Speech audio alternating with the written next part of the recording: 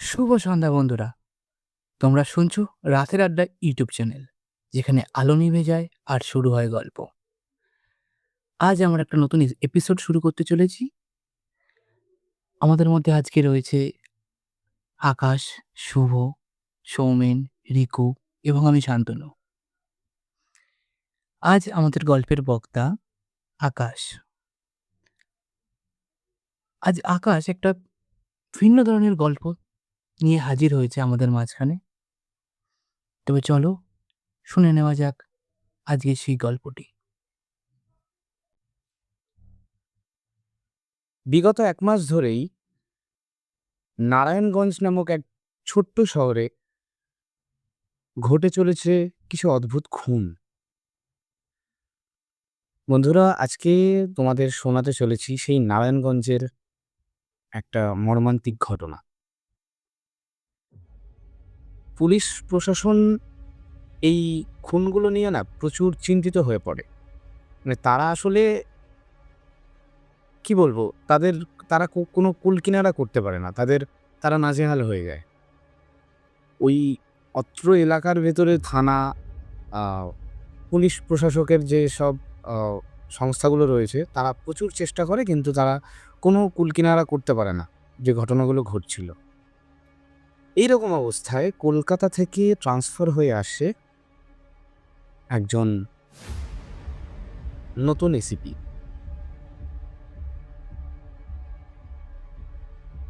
সেই নতুন অফিসারের নাম হচ্ছে অরিন্দম সেন। বয়স ৩০ এর আশেপাশে। আর লোকটা খুবই নিজের কাজের প্রতি সিরিয়াস। মানে সে তার আ পুলিশ মানে তার পুলিশ ডিপার্টমেন্টটাকে সে খুবই শ্রদ্ধার সাথে পালন করে। মানে সে তার ডিপার্টমেন্ট নিয়ে খুবই সচল। যাই হোক, কলকাতা থেকে সে ট্রান্সফার হয়ে এসছে।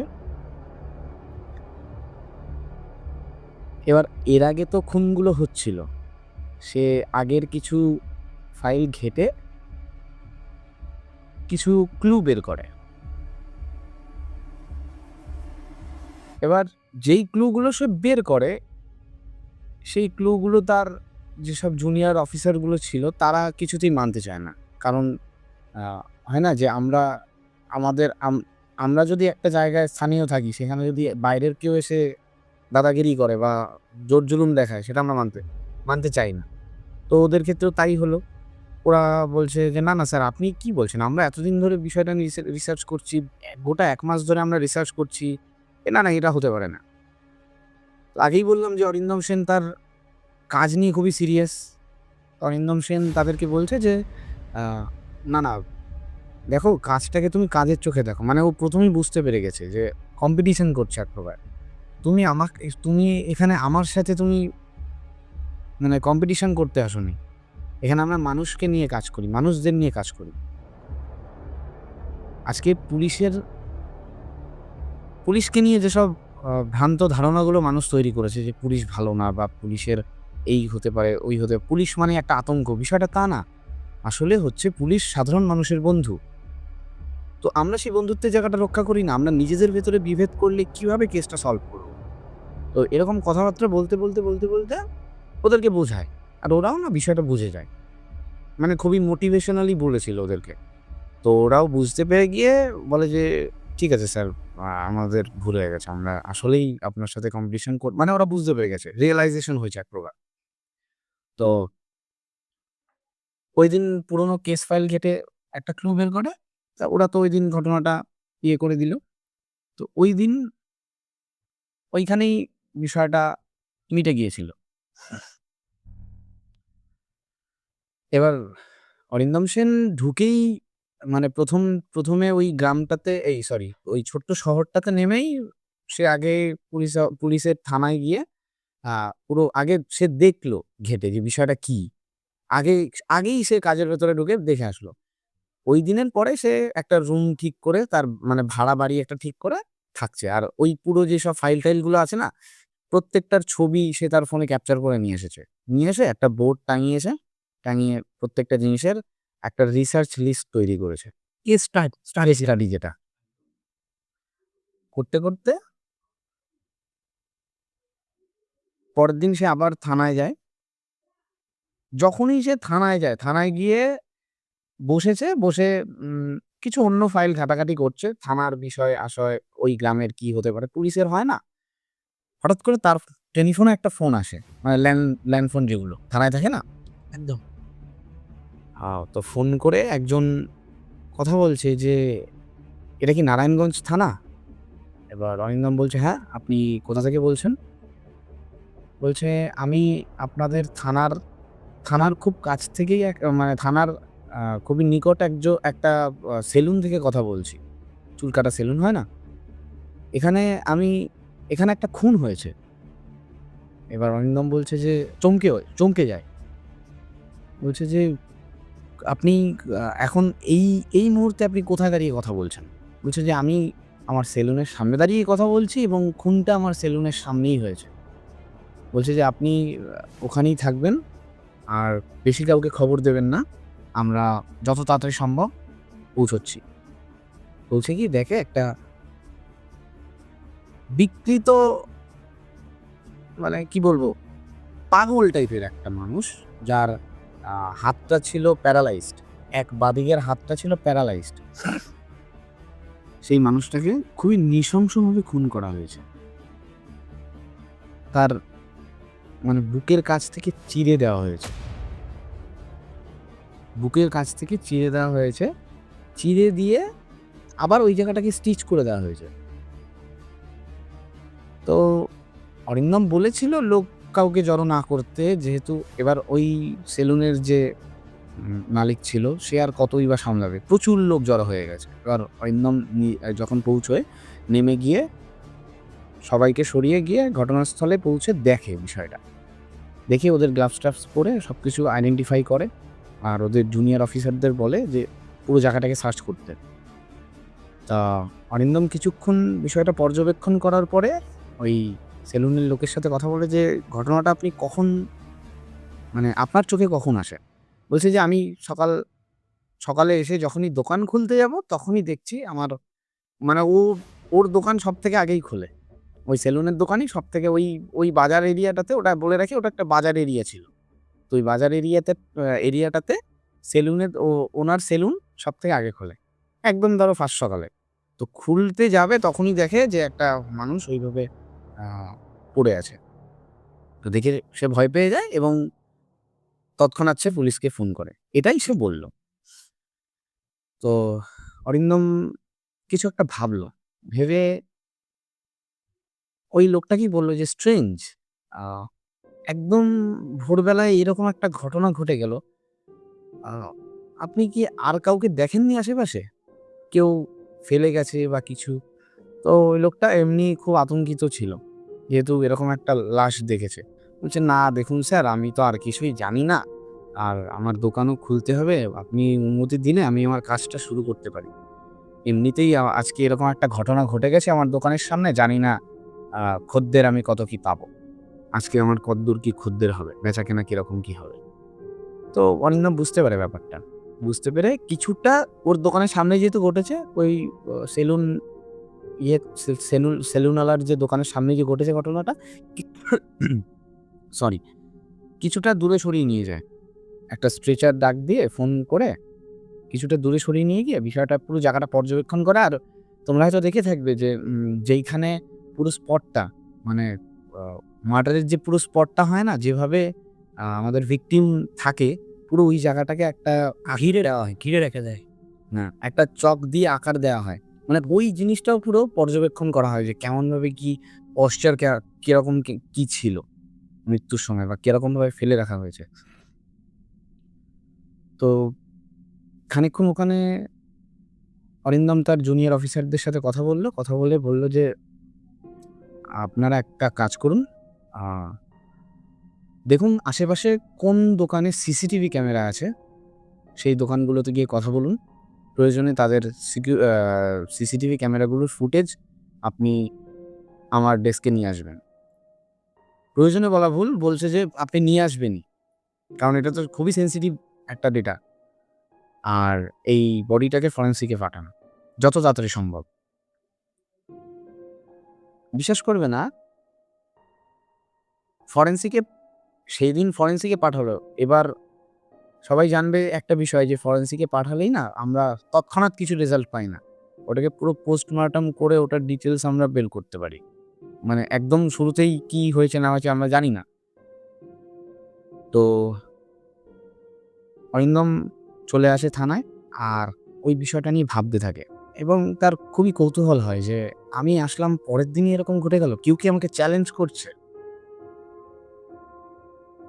কিছুক্ষণ পরে ফরেনসিক ল্যাব থেকে ফোন আসলো। এসে বলছে যে অফিসার মানে সরি ফোন আসছে। এসে ফোনের মধ্যেই বলছে যে অফিসার আপনি একটু ল্যাবে আসতে পারবেন?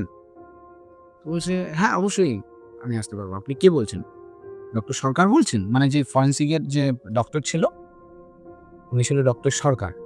তো বলছে হ্যাঁ আমি ডক্টর সরকার বলছি। আপনি একটু আসলে আপনার সাথে কিছু জরুরি কথা আছে। তো ডাকলো। তো অরিন্দমও তৎক্ষণাৎ চলে যায়। গিয়ে কথাবার্তা বলতে ডক্টর সরকার হঠাৎ করেই বলে যে দেখুন অফিসার আপনাকে একটা কথা জানিয়ে রাখি যে হয়তো বডিটা স্টিচ করে দেওয়া হয়েছে কিন্তু বডির ভেতর থেকে একটা অর্গ্যান মিসিং, ইন্টারনাল অর্গ্যান। তা অরিন্দম চমকে যায় এক প্রকার। চমকে গিয়ে বলে যে কি বলছেন? Internal organ missing?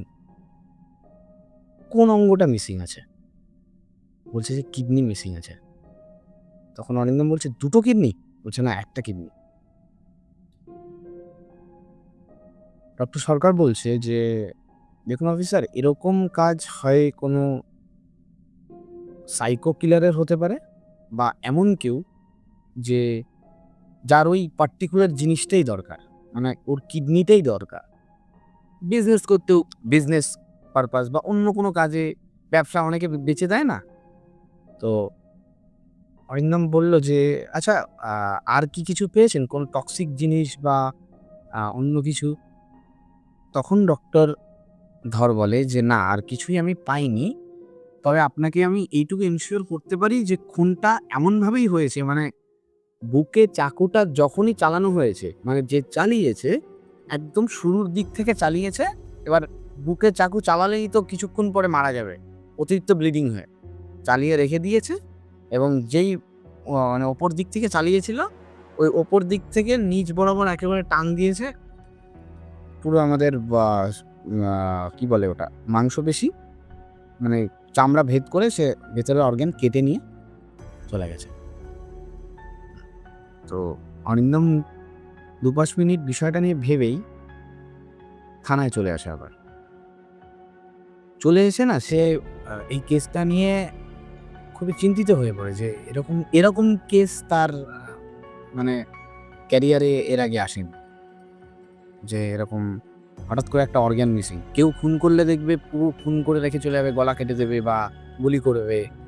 কেউ একজন একটা অর্গ্যানের জন্য খুন করে। তো যাই হোক সেই দিনটা সে ওই ভাবনা চিন্তাতেই কেটে যায় অরিন্দমের। অরিন্দম পরের দিন আবার থানায় আসে। আস্তে বলে দিই যে অরিন্দম ওইখানে গিয়ে একটা ছোটখাটো একটা বাইক কিনেছিল। তার রেগুলার যাতায়াতের জন্য। কারণ তার বাড়িটা ছিল, যে বাড়িটা ভাড়া নিয়েছিল সেই বাড়িটা ছিল থানার থেকে অনেকটাই দূরে। প্রায় ৫-৬ কিলোমিটার দূরে। যখনই বাইকে আসতে যাবে তখনই একটা মেয়ে সামনে পড়ে তার। হঠাৎ করে রাস্তা না দেখেই পার হচ্ছিল। তো অরিন্দম দূর থেকে হর্ন দিচ্ছিল, শুনতে পায়নি। অরিন্দম চেঁচিয়ে বলে যে, "আপনি কি করছেন? সরে যান।" তো মেয়েটাও কি আনমনে আসছিল। মেয়েটা হঠাৎ করে সামনে চলে আসে এবং গাড়িটা স্লো হয়ে গিয়েছিল। হঠাৎ করে ধাক্কায় পড়ে যায় মেয়েটা। পড়ে গিয়ে মেয়েটা গা হাত পা ধুলো-টুলো ঝাড়তে প্রশ্ন করে যে, "আপনি কি দেখে চালাতে পারেন না?" যেই মেয়েটা ঘুরল, অরিন্দম চমকে গেল। অরিন্দম চমকে গিয়ে বলে যে, "তুমি এখানে?" মেয়েটা ঘুরে বলছে যে, আমিও তো অবাক হয়ে গেলাম। "তুমি এখানে?" বলে দিই যে মেয়েটা ছিল অরিন্দমের প্রাক্তন প্রেমিকা। যার সাথে বিগত ২ বছর আগে অরিন্দমের বিচ্ছেদ হয়ে গেছে। বিচ্ছেদটার কারণ একটা সেটা নাই বললাম। বিচ্ছেদটা একটা কারণে হয়ে গেছে। তো ওই ঘটনার পরেই ওরা দুজনে, যেহেতু এতদিন পরে দেখা হয়েছে, একটা কফি শপে গিয়ে কফি খেতে খেতে কথাবার্তা বলে। অরিন্দম বলছে যে আমি কখনো ভাবিনি যে আমি তোমাকে আবার দেখতে পাবো। তো মেয়েটা বলে যে আমিও তো কখনো ভাবিনি যে তোমার এই বাজে মুখটা আমার দেখতে হবে। তো অরিন্দম বলছে যে তুমি কি এখনো রেগে আছো আমার উপরে? সবকিছু তো ওই দিনই শেষ হয়ে গিয়েছিল। তো মেয়েটা বলছে যে না, আমার কোনো রাগ নেই তোমার উপরে। তো অরিন্দম হেসে বলল যে বাদ দাও, যা হওয়ার হয়ে গেছে, এখন তো আর কথা বাড়িয়ে লাভ নেই। তা তুমি এই নারায়ণগঞ্জে কি করছো? মেয়েটা বলছে যে আমি আমি আমার এই এতদিনের জার্নালিজমের কেরিয়ারে এমন কেস কখনোই দেখিনি। তা অরিন্দম না চমকে গেল, বলল কোন কেস বলছো বলো তো নীলিমা? মেয়েটার নাম ছিল নীলিমা। তা নীলিমা বলে যে তুমিও তো এখানে ট্রান্সফার হয়ে এসছো, তুমি কি সেই কেসটার তদন্ত করতে এসছো যেটা আমি করছি? এবার অরিন্দম বলছে তুমি আগে বলোই না কোন কেসটা। বলছে যে ওই যে অদ্ভুত খুন, অর্গ্যান মিসিং। অরিন্দম বলছে হ্যাঁ হ্যাঁ হ্যাঁ হ্যাঁ, আমি তো কালকেই আরো একটা খুন হয়েছে। তো নীলিমা বলছে হ্যাঁ, তুমি আমাকে মিস করে গেছো। আমি শুনছিলাম যে এখানে পুলিশ এসেছিল, কিছুক্ষণ পর বডিটা নিয়ে চলে যায়, তার ঠিক পরক্ষণেই আমি ওখানে ঢুকি জিনিসটার খবরাখবর করতে। তো অরিন্দম বলে যে বিষয়টা আমারও না মাথায় ঢুকছে না, কারণ আমিও তোমার মতো এর আগে এরকম কেস কখনোই দেখিনি। তো নীলিমা তখন বলছে যে দেখো, আমার মনে হয় আমাদের এই পুরনো দ্বন্দ্বগুলো ভুলে গিয়ে এখন একসাথে কাজ করা উচিত। কারণ পুলিশেরও সাংবাদিককে দরকার, আর সাংবাদিককেও পুলিশের দরকার। তো অরিন্দম বুঝতে পেরে বলে অবশ্যই। তা এখানে একটা ছোট্ট ঘটনা বলি যে ওদের বিচ্ছেদ হওয়ার পরেও না ওদের ভেতরের সেই আবেগটা আগের মতনই ছিল। আর কোনো এক কারণে নীলিমা রেগে ছিল খুবই, কথাতেই বুঝতে পারলে নীলিমা এক প্রকার অরিন্দমের উপরে রেগে ছিল। তো নীলিমা ও যখন চলে যায় ওখান থেকে, ওদের কথাবার্তা শেষ হয়ে যায়, ওরা ওই কফি শপ থেকে বেরিয়ে যে যার মতো চলে যায়। অরিন্দম থানায় চলে যায়, আর নীলিমার মতো চলে যায়। তো চলে আসার পরে, মানে চলে যখন যাচ্ছে নীলিমা, তখন নীলিমা পেছন থেকে দেখে বলে যে অরিন্দম, আমাদের হয়তো সম্পর্ক শেষ হয়ে গেছে, কিন্তু তুমি আমাকে তোমার পাশে একজন বন্ধুর মতো বা একজন ঢালের মতো পাবে।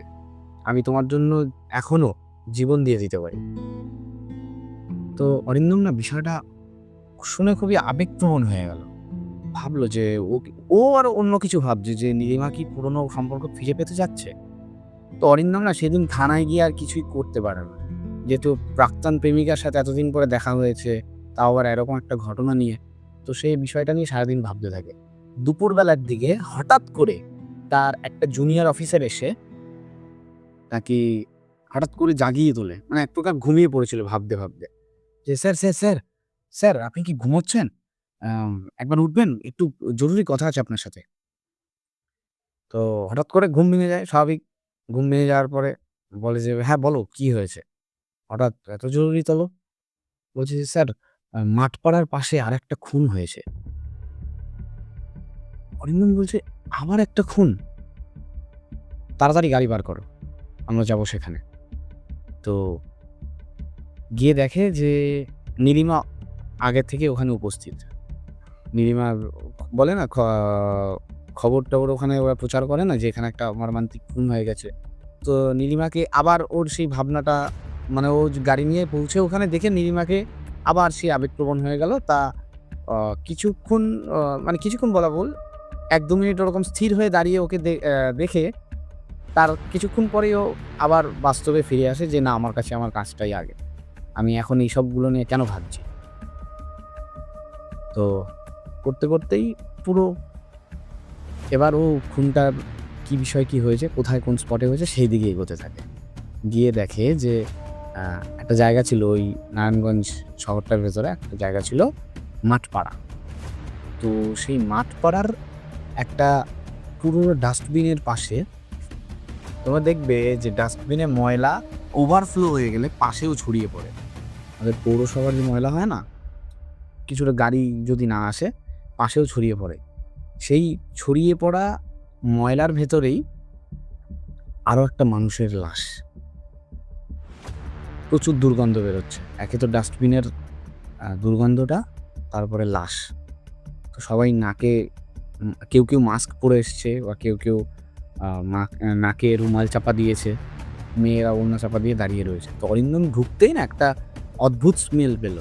তো স্মেল পেয়ে এক প্রকার ওর বমি আসার মতো অবস্থা হয়ে যায়। তো জুনিয়র অফিসারদের বলল যে অফিসার আপনারা একটু মাস্ক অ্যারেঞ্জ করতে পারবেন? তো ওরাও অ্যারেঞ্জ করে দিল। এবার মাস্ক পরে সে বিষয়টা খতিয়ে দেখতে গেল। গিয়ে দেখে যে এবার আরও একটা মানুষ, যে মানুষটার মানে কি বলবো তোমাকে, যে মানুষটার বিকৃতি অনেকটা এরকম ছিল যে তখন হয় আমরা যখন চারিদিক থেকে আমাদের বিভিন্ন টেনশন ঘিরে ধরে না, তখন আমাদের কোনো কিছু হিতাহিত জ্ঞান থাকে না, কোনো ব্যাপার না। তো নেক্সট খুনটার ব্যাপারে আপনাকে আর এক্সট্রা করে কিছুই ইনফরমেশন দেওয়ার নেই। ঠিক একই ঘটনা আবার রিপিট হলো। সেই একই ইন্টারনাল অর্গান মিসিং, কিন্তু এইবার অন্য আরেকটা অঙ্গ। তো অরিন্দম এক প্রকার ডাক্তারের কথাগুলো শুনে না, মানে তার ভেতরে একটা ডিমোটিভেশন কাজ করলো যে আমি কি করে কি করব। হঠাৎ করেই তার বাড়িতে কলিং বেলের শব্দ হয়। সে বাড়ি চলে যায় তখন। তো কলিং বেলের শব্দ হয়ে মানে কলিং বেলের শব্দটা হওয়ার পরে সে দরজা খুলে দেখে যে সেখানে বাইরে নীলিমা। তো বলে যে তুমি এখন এখানে? বলছে যে কেন আসতে পারি না? তা অরিন্দম বলছে যে দেখো প্লিজ তুমি এখান থেকে চলে যাও। তুমি আমার সামনে এখন যদি আসো, কোনো কাজ আছে কি? যদি কাজের কথা বলো তাহলে আসো, না হলে প্লিজ আমার প্রবলেম হচ্ছে। কারণটা আমি আগেই বললাম যে ওকে দেখে ও একটু দুর্বল হয়ে পড়ছিল। তার মধ্যে কেসের এরকম টেনশন। তো নীলিমা বলছে দেখো আমি জানি তোমার ভেতরে কি চলছে, কিন্তু তুমি অতটাও ভেঙে পড়ো না। সব ঠিক হয়ে যাবে। আর আমি তো তোমার পাশে আছি। আমি তোমাকে হেল্প করব কেসটা সলভ করতে। তো এক প্রকার নীলিমার আশ্বাসটা না অরিন্দমের রোগের অ্যান্টাসিড হিসেবে কাজ করে। অরিন্দম ওর কথাগুলো শুনে না এক প্রকার মোটিভেশন পায় যে না ঠিকই তো বলছে। আমি কেন এভাবে তাড়িয়ে দেবো? আর ও যা বলছে ঠিকই তো বলছে। একসাথে আমরা কাজ করলে আমারও তো সুবিধাই হয়। তো এইভাবে তারপর থেকেই না দুজনে মিলে একসাথে কাজ করতে থাকে। ওর সাংবাদিকতার দিক থেকে কাজ করতে থাকে, এর পুলিশ ডিপার্টমেন্টের দিক থেকে কাজ করতে থাকে। কাজ করতে, করতে তদন্তের স্বার্থে খুঁজে পায় একটা ক্লু। ওই যে সিসিটিভি ফুটেজের কথা বলেছিলাম না? ওই সিসিটিভি ফুটেজের একটা রেকর্ড পাওয়া গেছে। খবর কে দেয়? জুনিয়র অফিসার একজন। তো যথারীতি অরিন্দম সেই ফুটেজটা দেখতে যায় সেই দোকানটাতে। তো দোকানের মালিককে জিজ্ঞেস করে, আপনার কি সবসময় সিসিটিভি অন থাকে সারারাত? বলছে, "হ্যাঁ স্যার, আমার তো সবসময় অন থাকে। কারণ আমার দোকানেও বছর ২ এক আগে খুব চুরি হচ্ছিল। তো সেই জন্য আমি এই ইয়েটা বসিয়েছি।" বলছে, "ভেরি গুড। এটাতে আমাদেরও অনেক কাজে আসবে।" তা বলতে, বলতে পুরো ওই দিনের সিসিটিভি ফুটেজটা ঘাঁটে। দিনের তো না, হয়েছিল মাঝরাতে। তো কিছুটা ফ্ল্যাশব্যাক মানে রিভাইন্ড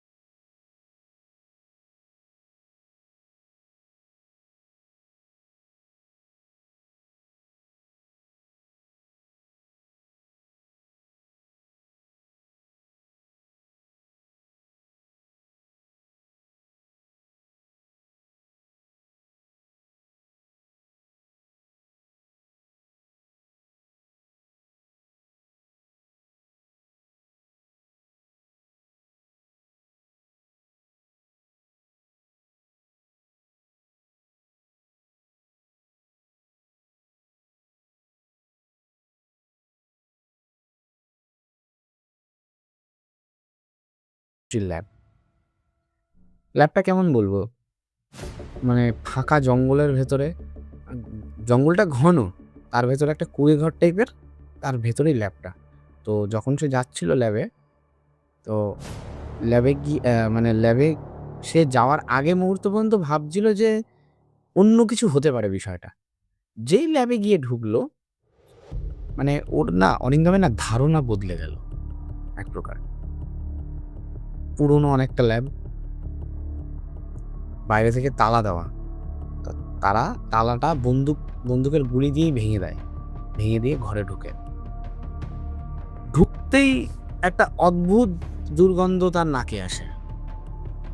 আর দুর্গন্ধটা এমন, দুর্গন্ধ বলাও ভুল, দুর্গন্ধটাকে লুকানোর জন্য ঘরে মানে পুরো ল্যাব জুড়ে একটা আতরের সুগন্ধি ছড়ানো হয়েছে। তো ল্যাবের ভেতর ঢুকেই সবাই দেখে যে বিভিন্ন রকমের টেস্ট টিউবের ভেতরে মানুষের বিভিন্ন অঙ্গ রাখা রয়েছে বিভিন্ন কেমিক্যালের মধ্যে। আর একজন লোকের গোঙানির শব্দ পাওয়া যাচ্ছে। তো তারা খুঁজতে থাকে যে কোথায় শব্দটা হচ্ছে। খুঁজতে একটা আলমারির কাছে গিয়ে দেখে যে এখান থেকে শব্দটা তীব্র হচ্ছে। তো ওই সূত্র অনুযায়ী তারা আলমারিটাকে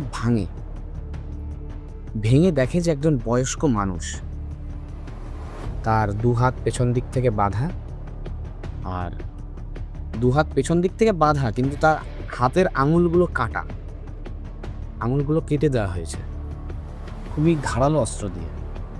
আর কাটা হয়েছে, মানে ওরা দেখে বুঝতে পারে যে এটা অনেক আগে কাটা হয়নি, এটা 1 কিংবা 2 দিন আগেই কাটা হয়েছে আঙুলগুলো।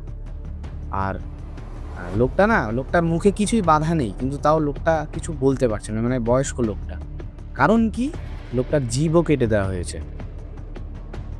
খুবই বাজেভাবে লোকটাকে অত্যাচার করা হয়েছে। তো ওই লোকটাকে তারা পুলিশ কাস্টাডিতে নিয়ে এসে বিভিন্ন তথ্য সংগ্রহ করার পর জানতে পারে যে ওই লোকটা একটা সায়েন্টিস্ট ছিল, মানে এখনো আছে, একজন প্রফেসর। তো অরিন্দমের মাথায় এই জিনিসটা ঘুরতে থাকে যে এই খুনি হয়তো একজন সাইকো সিরিয়াল কিলার, যে এত কিছু খুন করার পরে তার হয়তো রিয়েলাইজেশন হয়েছে যে সে ধরা পড়ে যাবে, সেই জন্য সে নিজের কি বলে ওটাকে, আমরা বলি না যে স্টেটমেন্ট দিতে হবে, অপরাধী বা ভিকটিম বা যেই হোক, স্টেটমেন্ট দিতে হয় না পুলিশের সামনে, হয় বলতে হবে না হয় লিখতে হবে, কিছু না কিছু করে তো স্টেটমেন্ট দিতে হবে। সে ওই স্টেটমেন্টটা যাতে না দিতে পারে সেটার জন্য সে তার জিভ কেটে ফেলেছে। যেহেতু সাইকো, সে যা কিছু করতে, মানে অরিন্দম এটা চিন্তা করতে মানে ওই লোকটাকে এক প্রকার মেডিক্লেম দিয়েই অ্যারেস্ট করে। মানে পুলিশ একেবারেই তো অসুস্থ কাউকে অ্যারেস্ট করতে পারে না, তাকে মেডিক্লেম দেয় এবং তাকে পুলিশ হেফাজতেই রাখে। তা অরিন্দম কিছুটা না স্বস্তির নিঃশ্বাস ফেলে, ভাবে যে এইবারই হয়তো সবকিছু থেমে যাবে। কারণ ওই ল্যাবটার সাথে না সমস্ত ক্লু মিলে যাচ্ছিল। আশেপাশের কিছু লোককে জিজ্ঞেস করে জানতে পারে যে মাঝেই ওই ল্যাব থেকে রাত্রেবেলা একটা লোককে হাতে প্লাস্টিক ব্যাগ হাতে বেরোতে দেখা যায়, ঢুকতে দেখা যায়, আর বেরোতে দেখা যায় একটা কালো ড্রেস পরে, ঠিক ওই গাছের ইয়ের প্রিন্টেড ডিজাইনের বেরোতে দেখা যায়। তো সবকিছু ক্লু না ওই প্রফেসরের দিকেই যাচ্ছিল। আর আ এবার প্রফেসর তো কিছুই বলতে পারবে না। সে তো একটা চালাকি করে রেখেছে। অরিন্দম ভাবছে যে সে চালাকি করে রেখেছে, কিন্তু সে বাঁচতে কিছুতেই পারবে না। তার সাজা হবেই। এই জিনিসটা ভেবেই সে তাকে অ্যারেস্ট করে। আর এক প্রকার সেই দিন সে নিজের কল্পনা থেকেই চিন্তা করে যে সবকিছু থেমে গেছে। আর নীলিমাও এই জিনিসটা ভাবছিল। ভাবতে নীলিমা থানায় চলে আসে। থানায় এসে বলে যে, আম "অরিন্দম, আমরা হয়তো খুনিকে পেয়ে গেছি। তুমি যাকে ধরেছ হয়তো সেই খুনি।" মানে ও কিছুটা রিসার্চ করে ঠিক এরকমই তথ্য পেয়েছে যে ওই বয়স্ক লোকটাই, যে প্রফেসর ছিল, সেই খুনটা করেছে। কারণ তাকে বাইরে আসতে দেখা যায়, ভেতরে যেতে দেখা যায়, বা ওই খুনের সাথে যত রকমের আ এভিডেন্স রয়েছে সবকিছু তার সাথে মিলে যাচ্ছে। ভাবতে থাকে তারা এরকম। সেদিন রাতেই নীলিমা অরিন্দমের বাড়িতে যায়, যেহেতু তারা একটা সেলিব্রেট করবে, মানে তারা একটা সেলিব্রেট করার মতো ভাবনা নিয়ে বাড়িতে যায়। তারা অনেকদিন পর যেহেতু দেখা হয়েছে, সেই ইমোশনটাও আছে, একটা বড় কেস সলভ করলো সেটাও একটা ব্যাপার আছে। করতে করতে করতে করতে তারা একটা কেক কাটার একটা অ্যারেঞ্জ করে, খুবই রোমান্টিক ভাবে একটা অ্যারেঞ্জ করে, যেহেতু প্রাক্তন প্রেমিক প্রেমিকা দেখা হলে যেরকম হয়। যখনই কেকটা কাটতে যাবে না, তখনই অরিন্দমের ফোনে ফোন আসে তার থানা থেকে। থানাতে নাকি কেউ ফোন করে জানিয়েছে আরো একটা খুন হয়েছে। কোথায় হয়েছে? এবার খুনটা হয়েছে একটা পুকুর পাড়ে। অরিন্দমের না মাথা পুরো ঘেঁটে যায় এবার। অরিন্দম বুঝতে পারে না যে কি করবে। ঠিক ওই খুনের প্যাটার্নটাও একই রকম। আর খুনগুলো না হচ্ছিল ওই ২ থেকে ৪ দিন অন্তর অন্তর। কিছুতেই কুল কিনারা করে উঠতে পারে না। রীতিমতো নীলিমাও সেম, সে ভাবতেই পারছে না যে এই জিনিসটা কি করে হলো। এত কষ্ট করে সে সবকিছু ক্লু মেলালো, তারপরেও কি করে জিনিসটা হলো। তো এই কেস স্টাডিটা নিয়ে দুজনেই খুবই ভেঙে পড়েছিল। মানে দুজনে মিলেও কিছু করতে পারছিল না। হঠাৎ করে অরিন্দম নিজেই একদিন বেঁকে বসে। বেঁকে বসে কেমন? সে নিজে নীলিমাকে একটা, মানে কি বলবো, ভিকটিম হতে বলে। মানে যে ও একটা প্ল্যান করে, সেখানে ভিকটিম হতে বলে নীলিমাকে। তো নীলিমা বলে যে, নীলিমা তাতে কোনো আ আ কোনো না বলে না।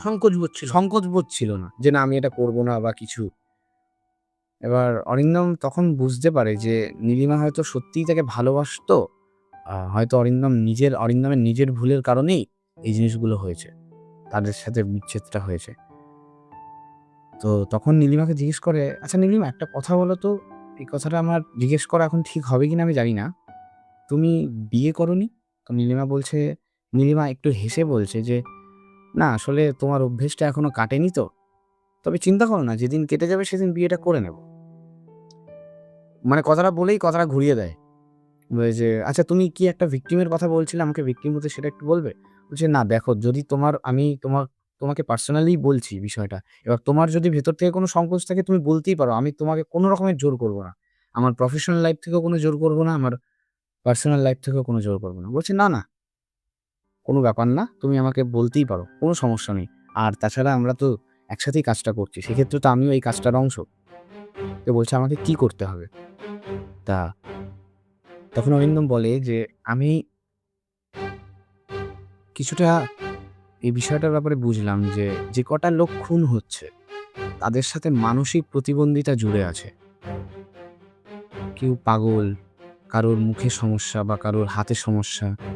তো তোমাকেও না ওই পাগলের অ্যাক্টিং করতে হবে বা মানসিক প্রতিবন্ধিতার অ্যাক্টিং করতে হবে কয়েকদিন। যাতে ক্রিমিনালের কাছে বা যে খুনি রয়েছে তার কাছে এই খবরটা পৌঁছে যায়। তাতে আমরা তাকে ধরলেও ধরতে পারি।" তো এক প্রকার নদীতে ছিপ ফেলার মতো ব্যাপার। তো নীলিমা মাথাটা নিচু করে হালকা হেসে আ আবার অরিন্দমকে বলে যে, "কোনো ব্যাপার না। আমি রাজি আছি।" তো এই কথাটা বলেই সে মনে মনে ভাবতে থাকে যে, "তুমি আমাকে আমি তোমাকে সেদিন ওই কথাটা বলেছিলাম, তুমি হয়তো খুবই সিরিয়াস নিয়ে নিয়েছো। ওই যে বলেছিল না যে, আমি তোমার জন্য জীবন দিয়ে দেবো, কোনো সমস্যা নেই। আ বিচ্ছেদ হয়ে গেছে তো কি হয়েছে?"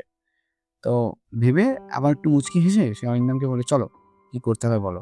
তো তাদের কথা অনুযায়ী তারা ঠিক পরের দিন ওর মেকআপ-ফেকআপ থেকে শুরু করে সবকিছু ওর রেডি করে। কস্টিউম, মেকআপ সবকিছু রেডি করে। রেডি করে এক প্রকার ওই আ নীলিমার সংক্রান্ত সমস্ত কিছু খবর ছড়িয়ে দেয় সারা শহরে। যে নীলিমা এরকম পাগল হয়ে গেছে। একটা বাইরে থেকে আগত একটা মেয়ে পাগল হয়ে গেছে। এরকম, এরকম বিষয় ঘটেছে। ঠিক ৩ নম্বর দিন, মানে এরকম যাচ্ছিল। ও পাগলের অ্যাক্টিং করে যাচ্ছিল সারাদিন, কিচ্ছু হচ্ছিল না। ঠিক ৩ নম্বর দিন রাত ১১:৪৫ এর সময় হঠাৎ করে আ নীলিমা, ওই সারাদিন ধরেই তো অ্যাক্টিং করছিল। হঠাৎ করে নীলিমা আ বাড়ি ফিরছিল। ঐদিন রাতের ১১:৪৫ বাজে তখন ও বাড়ি ফিরছিল। হঠাৎ করে সামনে দেখে একটা ছায়ামূর্তি। সেই একই অবিকল একজন মানুষ, যার পোশাকটা ঠিক গাছের মতো, মানে মুখটা ওই ফুলের পাপড়ির মতো, যেটা বলেছিলাম না, কোনো একটা গাছ। তার মুখটা পুরো একদম কালো কাপড় দিয়ে ঢাকা, শুধুমাত্র চোখটা দেখা যাচ্ছে। সে কোনো মানে বলা নেই কওয়া নেই নীলিমাকে আক্রমণ করে। আর আগেই বলেছিলাম যে ওদের একটা এটা পাতা একটা ফাঁদ। সেহেতু অরিন্দম আর তার টিম পুরো গোটা ব্যাপারটাকে অনেকক্ষণ ধরে পর্যবেক্ষণ করছিল এবং তারা একদম তাকে ছিল। যখনই সে মানে ওই লোকটা, ওই যে মেরেছিল, সে লোকটা ওর বুকে ছুরি বসাতে যাবে, হঠাৎ করে অরিন্দম সাইড থেকে হাতে রিভলভার থেকে গুলি করে চারিদিক দিয়ে মানে পুলিশে ঘিরে নেয়।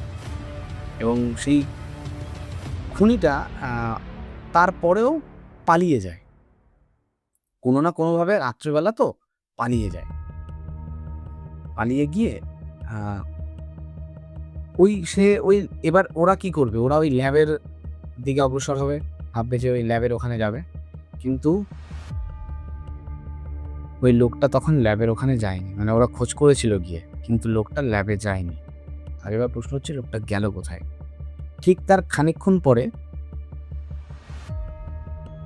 ওই নারায়ণগঞ্জ শহরের পাশের একটা হসপিটাল থেকে একটা ফোন আসে যে একটা বাচ্চা নিখোঁজ হয়ে গেছে। তো তৎক্ষণাৎ অরিন্দম ও তার টিম, নীলিমা সহ সকলে যায় ওখানে পর্যবেক্ষণ করতে যে বিষয়টা কি হয়েছে। গিয়ে বলে যে একটা বাচ্চা নিখোঁজ হয়ে গেছে। এবার অরিন্দমের মাথায় না ওই ক্রিমিনাল সংক্রান্ত সব কিছু ঘুরছিল। সে ওই বিষয়টার সাথে না এই বিষয়টা কোনোভাবে মেলাতে গেল, আর অদ্ভুতভাবে মিলেও গেল। কেমন আমি বলছি, সে তার রোগের হিস্ট্রি চেক করলো যে সে কেন হসপিটালে যেহেতু কেন ভর্তি হয়েছিল। ডক্টর তাকে বলে যে বাচ্চাটার রক্তে না একটা অদ্ভুত জিনগত সমস্যা আছে, যার জন্য বাচ্চাটা যখন তখন কাঁদে, যখন তখন হাসে, বা যখন তখন মানে বাচ্চাটা এমনই ছিল, খুব বেশি বয়স না, 7-8 বছর বয়স, কিন্তু এমনই ছিল যখন তখন ক্ষিপ্ত হয়ে যায় আর যখন তখন সব কিছু ভেঙে চুরে ফেলে। আর বাচ্চাটার মধ্যে নাকি একটা অদ্ভুত শক্তি ছিল, ঠিক আছে, একটা অদ্ভুত শক্তি ছিল, যে শক্তিটা মানে ডক্টররা খুঁজেই বের করেছিল যে তার জিনগত রক্তের ওই রকম রোগের কারণে এই জিনিসটা হয়েছে, কিন্তু কী রোগ সেটা তারা ধরতে পারছে না। তো অরিন্দম বিষয়টা বুঝতে পেরে আবার ওই সিসিটিভির ফুটেজটা যেটা ওরা নিয়ে রেখেছিল সেটা ঘেঁটে দেখে ভালো করে। তো ঘেঁটে দেখার পরে একদম পুঙ্খানুপুঙ্খভাবে সব কিছু পর্যবেক্ষণ করার পরে দেখতে পায় যে ওর যে স্নিকার্সটা, মানে ওই খুনিটা, যে লোকটা যে মারতে চেয়েছিল, সে একটা স্নিকার্স পরা ছিল, জুতো। সেই স্নিকার্সটার পিছনে না একটা প্রাইস ট্যাগ লেগে আছে। তোমরা তো জানবে যে কিছু কিছু প্রাইস ট্যাগে দোকানের নাম মেনশন করা থাকে, মানে শপের নাম। তো সেই শপ নামে গিয়ে মানে সেই পরের দিন সকালে, যেহেতু সেদিন সব কিছু বন্ধ, পরদিন সকালে একদম ফার্স্ট সকালে গিয়ে সেই শপে গিয়ে তারা খোঁজখবর নেয়। বলছে যে এরকম জুতো আপনাদের দোকান থেকে লাস্ট কবে কেনা হয়েছে। তো শপের যারা ওনার ছিল, ম্যানেজার বা যাই হোক, তারা অরিন্দমকে ডিটেলস দেয় যে এরকম একটা জুতো কেনা হয়েছিল ঠিক 1.5 মাস আগে আমাদের এখান থেকে। তো সেই ডিটেলস অনুযায়ী, মানে এবার ডিটেলসের ভেতরে তোমরা জানবে যে সব কিছু থাকে, মোবাইল নাম্বার নেওয়া হয়, বা এবার মোবাইল নাম্বারের ভেতরে যে আমাদের সব কিছু থাকে, অ্যাড্রেস বলো, হাবি সব কিছু থাকে। তো সেই সূত্র ধরেই সে একটা মানে অ্যাড্রেসটা এমনই ছিল যে তুমি ঘুরে ফিরে ওই ল্যাবের দিকেই যাবে অ্যাড্রেসটা। তো এইবার অরিন্দম বুঝতে পারে যে খুনি ছিল সে যতই পালিয়ে থাকুক, তাকে হয়তো কোনো না কোনো কারণে ওই ল্যাবটাতে ফিরতেই হবে। সেই জন্য তারা আবার সেই ল্যাবের পেছনে চারিদিকে পুলিশ নিয়ে বসে থাকে, একদম ঘাপটি মেরে এক প্রকার। পরের দিন ঠিক আবার রাত ওই 11:30-12টা প্রায় দেখি যে একটা মানুষ, মানে ওই লোকটাই হেঁটে আসছে। ঠিক একই পরনে গাছের শেপে আর মুখে নিয়ে দেওয়া। হঠাৎ করেই সেই লোকটা ভেতর ঢুকে গেল আর অরিন্দমরা হঠাৎ করে ওই বিষয়টা নিয়ে মানে ও যেই ঢুকে গেল অ্যাটাক করতে গেল।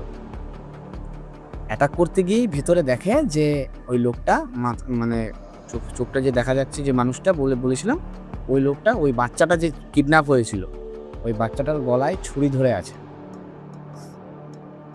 আছে। বলছে যে আর এক পাও এগোবি না, যদি এগোস তাহলে কিন্তু এটাকে খালাস করে দেবো। বলছে যে তুমি কে, আগে তোমার পরিচয় বলো, আর তুমি কেন করছো, শিগগিরই ওকে ছেড়ে দাও, নাহলে কিন্তু আমি আমার রিভলভার ইউজ করতে বাধ্য হব, আমি কিন্তু তোমাকে শ্যুট করতে বাধ্য হব। তো আস্তে আস্তে সে তার মুখোশটা খুলে কিছু কথা বলে। কথাগুলো ছিল এমন, বলছে যে আমার নাম হচ্ছে সুজয়, আমি ছিলাম একজন কেমিস্ট্রির ছাত্র। ছোটবেলা থেকেই আমার অনাথ আশ্রমে মানুষ হওয়া এবং বড় হয়ে ওঠা, কিন্তু আমার কেমিস্ট্রির দিকে ছিল খুবই প্রবল ঝোঁক। কিছু বছর কেটে যাওয়ার পরেই আমি যখন মাধ্যমিকটা পাশ করি তখনই আমার অনাথ আশ্রম থেকে খবর দেওয়া হয় যে আমাকে কেউ অ্যাডপ্ট করতে চায়। আমিও পরে জানতে পারি যে যে আমাকে অ্যাডপ্ট করতে চায় সে একজন প্রফেসর, একজন সায়েন্টিস্ট। ইনি হচ্ছে সেই সায়েন্টিস্ট যার কথা বলেছিলাম।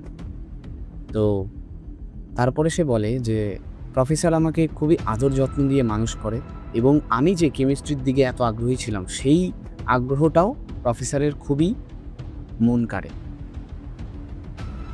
এই বলতে বলতে হঠাৎ করে অরিন্দম বলে যে দেখো, তোমার এই গীতিকথা শোনার আমার কোনো কারণ নেই, তুমি যেই হও না কেন তুমি আগে বাচ্চাটাকে ছেড়ে দাও, নাহলে আমি কিন্তু তোমাকে শ্যুট করবো, তোমার যা বলা তুমি থানায় গিয়ে বলবে।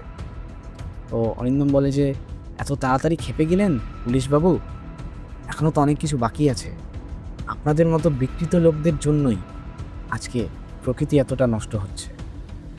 অরিন্দম না বুঝতে পারে না, সে হঠাৎ করে রিভলভার নামিয়ে নেয়, বলে কি বলতে চাইছো তুমি, একটু স্পষ্ট করে বলো।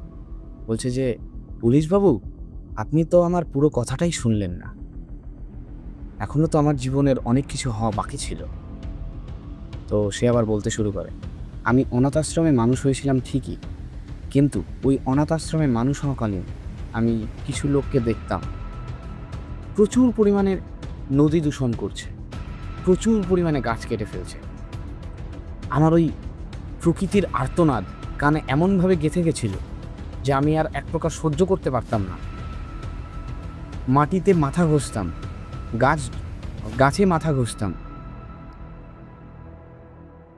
তো এরকম বলছে, ওর পুরো জীবনের ঘটনাটা জানাতে জানাতে সে আরও বলে যে কিছু না করতে পেরে আমি শেষ পর্যন্ত এক প্রকার পাগল হয়ে গেছিলাম, কিন্তু মানুষের এই প্রকৃতির প্রতি অত্যাচার কিছুতেই থামছিল না। কেউ গাছ কেটে ফেলছে, কেউ নদী দূষণ করছে, কেউ বায়ু দূষণ করছে।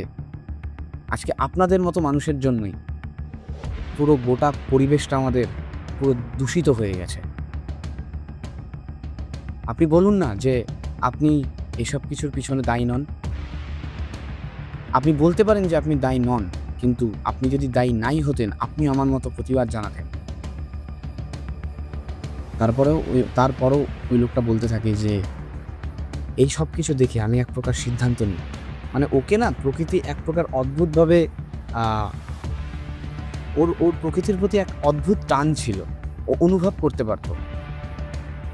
তো ও বলছে যে আমি একসময় সিদ্ধান্ত নিই যে আমি এই কুকৃতি মানুষজনদের ধ্বংস করব, নিজে হাতে ধ্বংস করব এবং আমার প্রতিভা দিয়েই ধ্বংস করব। কারণ স্বাভাবিক কথা যে পুলিশের কাছে গিয়ে তুমি যদি এরকম কমপ্লেন করো যে গাছ কেটে ফেলছে, পুলিশ কিছুই বলবে না, মানে একটা ফ্লো লাইনে কিছুই বলবে না। পরে হয়তো গিয়ে অনেক স্টেটমেন্ট দিতে পারে এনভায়রনমেন্ট আইন অনুযায়ী, কিন্তু কিছুই বলবে না। তা সে এই চেষ্টাও করেছিল অনেক, কিন্তু সে সফল হয়নি। তারপরে সে বলছে যে এক প্রকার আমি পাগলের মতো হয়ে গিয়েই সিদ্ধান্ত নিই যে আমি এমন কিছু তৈরি করব যেটা এই প্রকৃতির হয়ে লড়তে আমাকে সাহায্য করবে। তাই আমি প্রফেসরের সমস্ত বিদ্যা, সমস্ত যা যা শিখিয়েছিল সব কিছু ব্যবহার করতে শুরু করি। আমি আস্তে আস্তে জানতে পারি মানুষের জিনগত পরিবর্তনের ব্যাপারে। প্রফেসর আমাকে এটা বলেছিল যে আমি যদি মানুষের রক্তের ভেতরে আরএনএ এবং ডিএনএর কিছু পরিবর্তন ঘটাতে পারি, তাহলেই আমি একটা মানুষের পুরো স্বভাবগত শক্তিগত দিক পরিবর্তন করতে পারব। আর কিছু ভিন্ন ধরনের মানুষের যদি অর্গান ইউজ করি, তাহলে সেই মানুষটা তৈরি হবে একটা সুপার হিউম্যানে। মানে এমন কিছু কথা বলছিল অরিন্দম, এর আগে কোনোদিনও এই কথাগুলো শুনিনি। অরিন্দমের রীতিমতো গায়ে কাঁটা দিয়ে ওঠে। মানুষ এরকমও বিকৃত হতে পারে? তো অরিন্দম এক প্রকার ভীতু প্রকৃতির হয়েই আবার মানে ভীতু প্রকৃতির যেই হয়ে যায় না, ওই ছেলেটা আবার বলে যে, "ভয় পাবেন না পুলিশবাবু। আরও কিছু বাকি আছে। সব কিছু শুনে তারপরে একবারেই না হয় ভয় পাবেন।" আবার ও বলা শুরু করলো যে, তারপরেই আমি এবার অরিন্দম বলছে যে, "তাহলে তুমি তোমার যে শিক্ষাগুরু ছিল, তোমার প্রফেসরকে কেন মারলে?" বলছে যে, "প্রফেসর আমার সব কিছু ব্যাপারে জেনে গিয়েছিল। যেহেতু প্রফেসর ওকে ছেলের মতো দেখতো, অ্যাডাপ্ট করেছিল। সেহেতু প্রফেসর কখনোই চাননি যে এরকম একটা বাজে কাজের সাথে, এরকম ক্রিমিনালগত কাজের সাথে সে জড়াক। তো সে তাকে বারণ করতে গিয়েছিল, কিন্তু সে যাতে সবার সামনে যাতে সে দোষী হয় এবং সে যাতে তার ব্যাপারে কোনো অভিযোগ না আনতে পারে, সেই জন্য সে তার জিভ কেটে দেয় এবং তার আঙুলও কেটে দেয়। বলতেও পারবে না, লিখতেও পারবে না।" তো কথাগুলো এরপরেও আরও বলে যে, এরপরেও আমি সিদ্ধান্ত নিই যে বিভিন্ন বিকৃত মানুষের বা বিভিন্ন বিকলাঙ্গ মানুষের, যেরকমটা প্রফেসর বলেছিল যে আমরা যদি কিছুটা চেঞ্জ করতে পারি, বিকলাঙ্গ মানুষের যদি আমরা বিভিন্ন অর্গান দিয়ে একটা অন্য ধরনের একটা সুপার হিউম্যান তৈরি করতে পারি, তাহলে সেই সুপার হিউম্যানটাই আমাদের প্রকৃতির হয়ে লড়তে সাহায্য করবে। কারণ সে একা তো এত গোটা পৃথিবীর জন্য কিছুই করতে পারবে না। তো তারপরে সে বলে, এই বাচ্চাটার ভেতরে আমি আমার পরীক্ষার শেষ পর্যায়ে দেখতে পেয়েছিলাম। এই বাচ্চাটার একটা রক্তের রোগ রয়েছে। সেই রক্তের রোগের নাম হচ্ছে সাইট্রোমেনিয়া। সেই রোগটা এমনই, যেহেতু ছেলেটা কেমিস্ট্রি স্টুডেন্ট না, মানে ওর এই বিষয়ে পুরো একদম পুঙ্খানুপুঙ্খ জ্ঞান রয়েছে। বলছে যে রোগটার নাম হচ্ছে সাইট্রোমেনিয়া। রোগটা এমনই যে ওই যে ডক্টর যেরকম বলেছিল না, হঠাৎ করেই রেগে যাচ্ছে, হঠাৎ করেই, মানে ওর এই ব্যবহারগুলোকে চাইলেই কেউ কন্ট্রোল করতে পারবে তার জিনগত পরিবর্তন আনার ব্যাপারে। তো এরকম কথা বলছিল না, বলছিল, বলতে হঠাৎ করে অরিন্দমের পুরো বিষয়টা এতক্ষণ ধরে ও শুনছিল। শুনতে ও একেবারে ওর হাতটা শক্ত করে রিভলভারে ধরে। ও মনে মনে জানতো যে আমার ১ সেকেন্ডের অসাবধানতায় চলে যেতে পারে অনেক জীবন। শক্ত করে রিভলভার ধরলো, একদম ওই ছেলেটার হেড বরাবর তাক করলো, ট্রিগার প্রেস করলো, শুট করে দিল। ছেলেটা কথা বলতেই ওখানে, যেহেতু মাথায় শুট করেছে, একদম স্পট ডেড। বলে রাখি যে ছেলেটা যখন মারা গেল, মানে ছেলেটার মারা যাওয়ার আগের মুহূর্ত, ছেলেটা এতটাই চতুর ছিল যে ও দেখেছিল যে অরিন্দম বন্দুকটা তাক করছে ওকে মারার জন্য। ওই মুহূর্তে, ওই ফ্র্যাকশন অফ সেকেন্ডটা বুঝতে পেরে হঠাৎ করে নীলিমা ওখানে ছিল ওর পাশেই। বললাম না একই সাথে তদন্ত করছিল। ওই ফ্র্যাকশন অফ সেকেন্ডটা বুঝতে পেরে যেই ছুরিটা ওই বাচ্চাটার গলায় ধরা ছিল, সেই ছুরিটা ছুঁড়ে মারল নীলিমার দিকে। নীলিমার পুরো বুক বরাবর ছুরিটা বিঁধে গেল। ওকেও মেরে দিয়েছে, শুট করেছে। তার ঠিক, মানে কি বলবো, বললে বিশ্বাস করবে না, মানে মিলি সেকেন্ডের ডিস্টেন্সে খুবই, মানে অ্যাক্টিভ ছিল ছেলেটা। তো ওকে মেরে দেয়, এদিকে নীলিমারও বুকে ছুরি বেঁধে যায়। তো সেটা দেখে অরিন্দম না খুবই কাতর হয়ে পড়ে যে, "নীলিমা, তুমি কেন আসতে গেলে এখানে?" ও কিছুটা সামনেই চলে এসেছিল। "তুমি কেন আসতে গেলে?" তো নীলিমা তখন বলে যে, আ "দেখো, তোমার কথা হয়তো, আমার কথা হয়তো সত্যিই হয়ে গেল। আমি হয়তো তোমার জন্য জীবনই দিয়ে দিলাম।" তো অরিন্দম এক প্রকার ভেঙে পড়ে সেখানে কাঁদতে। কিছুদিন যাওয়ার পরেই সে একটা নদীর ধারে এসে সামনের দিক থেকে, মানে নদীর ওই পারে দেখছিল একটা কলকারখানা। কলকারখানার থেকে ধোঁয়া উঠছে, ধোঁয়া ওঠে না, একদম কালো ধোঁয়া। সেই ধোঁয়া উঠতে দেখে নিজেকে মনে মনে প্রশ্ন করে যে ওই ছেলেটা যা বলেছিল কিছুটা সত্যিও হতে পারে। এরকমভাবে চলতে থাকলে হয়তো আমরাই প্রকৃতির খুনি হয়ে উঠব। আমা আ আমার আমাদের সবার উচিত এই প্রকৃতির বিরুদ্ধেই আ এক প্রকার অশ্লীল, এক প্রকার নৃশংস অত্যাচারটাকে বন্ধ করার। তখনই ও একটা নাম্বারে ডায়াল করে, ওইখানেই দাঁড়িয়ে। ফোন করে বলে যে, "হ্যালো, ফরেস্ট ডিপার্টমেন্ট?" ফোনটা যেই বলে, মানে ফোন ধরে যেই বলে, সেই মানে তার পরবর্তী মুহূর্ত থেকে আমরা দেখতে পাই যে আ ও বিভিন্ন ধরনের সামাজিক কৃতকর্মের ভেতরে জড়িত। মানে গাছ রোপণ করা থেকে শুরু করে কলকারখানায় যতটা পরিমাণে আমরা আ বিষাক্ত অ্যাসিডিক গ্যাস ছড়ানো কম করতে পারি, সেই বিষয়টার সাথে ও পুরোপুরিভাবেই লিপ্ত হয়ে যায়। আর ওই আ গ্রাম ছেড়েও, যেহেতু ট্রান্সফার হয়েছিল কিছু একটা কেস সলভ করার জন্য, সে ওই গ্রাম ছেড়েও নিজের শহরে চলে যায়। আর সে পুরোপুরিভাবে পুলিশ, তার ইয়েটা তো চলছিলই, ক্যারিয়ারটা।